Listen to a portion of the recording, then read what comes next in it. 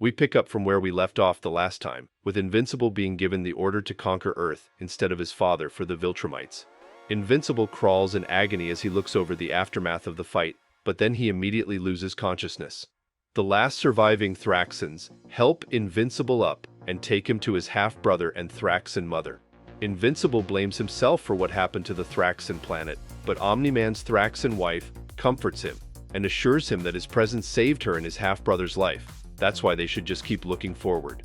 Time moves forward, and we see Invincible helping the Thraxans rebuild. The Thraxans, who appear to be older due to their rapid aging, tell Invincible that they finally finished the ship that will be capable of taking him back home. Invincible, however, thinks that there is more help and rebuilding to do.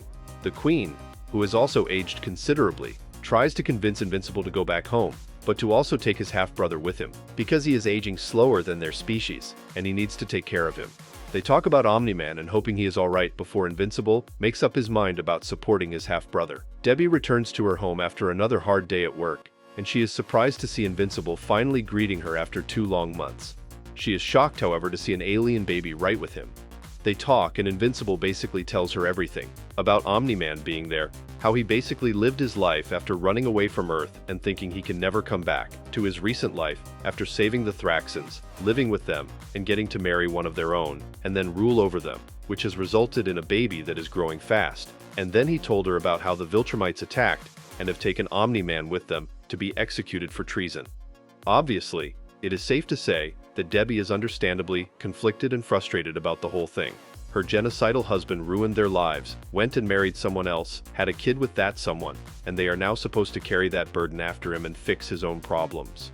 They talk some more about taking care of him, and Invincible decides to take a break from school to take care of him and raise him, but his mother refuses, first suggesting they call Cecil for some help, but then steps up to take care of him for the time being, fearing he might end up as a lab experiment under Cecil. Donald tries to talk with Cecil about his findings, but Cecil brushes him off. Donald gets really upset and calls for everyone to leave the room to question Cecil one-on-one. He shows him the cybernetic arm under his flesh and blood and demands immediate answers.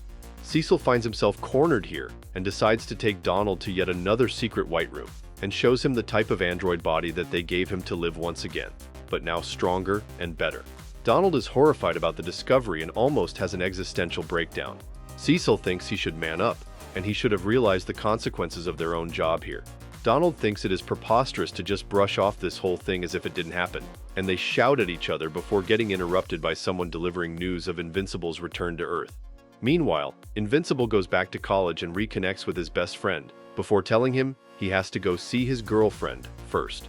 Cecil then suddenly shows up and berates Invincible for ditching Earth for 2 whole months, while Invincible argues that things must have been okay while he was gone. Cecil tells him that things were not as peachy as he thinks, and that he already knows about his meeting with his father and the existence of his half-brother as a result of monitoring Debbie. Invincible is offended that Cecil is keeping close tabs on him like that and spying on his family. Cecil explains that it is protocol, and he is not doing anything that would invade privacy if that matters. Cecil then tells him that he already sent his team to go pick up his half-brother. Invincible threatens Cecil to call his people off and tells him that he will check by tomorrow. Cecil caves in for now. Invincible goes to his girlfriend Amber and tells her everything that happened the past 2 months. Amber also does the same, telling him about all the changes in her life, how college is hard, and how her grandpa died and it was awkward to go to the funeral without him, but she understands what she signed up for when she came back to him. They both comfort each other after catching up. Donald has a nightmare about his android origins while the Guardians are training.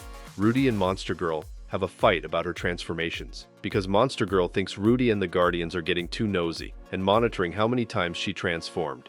Rudy tries to explain he is only looking after her, but she threatens him and says she doesn't like how he is controlling after one date. Cecil suddenly shows up to tell them about an impending threat, a ship coming from Mars, headed towards Earth. Shapesmith finds that this is an appropriate time to talk about his secret identity, but Cecil and the Guardians already know. They just want to know his reason for being here. He tells them about his origins and how he always wanted to travel and see the stars and get away from the hive mind. Everyone guesses that the hive mind now has a host in the original astronaut, and that is who is on the ship heading towards Earth. They declare that there will be consequences to what Shapesmith did to that astronaut alongside all of his lying, but right now they need to deal with the hive mind threat first. Rex Splode has an idea, and he decides to go to Adam Eve to talk her out of her emotional rut. and get her confidence back up in the game, and maybe help them with the Martian hive mind. Invincible goes back to his home to check on his mother and his half-brother. He asks his mother about Omniman's books, and she says she gave everything to charity. Suddenly, Cecil shows up at their front door to request Invincible's help with the hive mind, and he accepts as a form of redemption for breaking the rules the first time he went to space. The Guardians launch themselves to space with Invincible, and Adam Eve joining their ranks. Meanwhile, the Lizard League makes a risky play and infiltrates a military base. Back to space, the Guardians get attacked and their ship destroyed, but Adam Eve saves them at the last second, and they infiltrate the Martian spacecraft. The hive mind is immediately alerted to their presence, and they group up to attack them. On Earth, the rest of the Guardians manage to ambush the Lizard League. Splode, Ray, and Duplicate attack the Lizard League thinking they would be easy work. But things go sour as Duplicate gets relentlessly attacked and killed before she gets to clone herself and escape.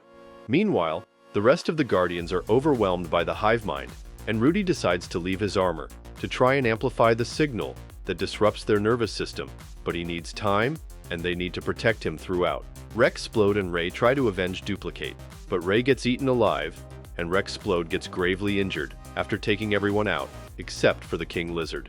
Back on the Martian ship, Adam Eve gets overwhelmed and loses consciousness, leaving the team vulnerable for another hive mind attack.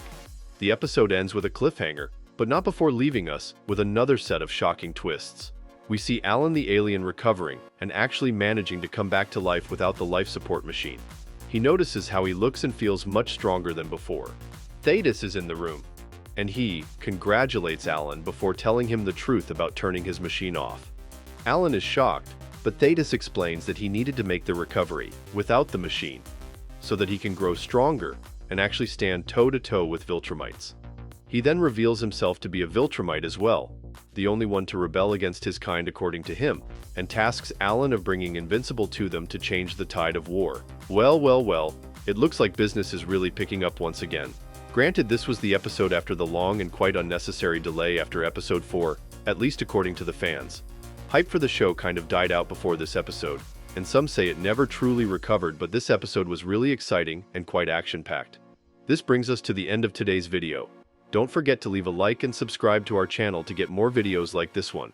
Your support helps us grow. And tell me, what do you think of this episode? Who do you think is the real traitor within the coalition of planets if it wasn't Thetis? Let me know in the comments below. I read all of them. And if you're watching till now, thank you. I'll see you in another video soon.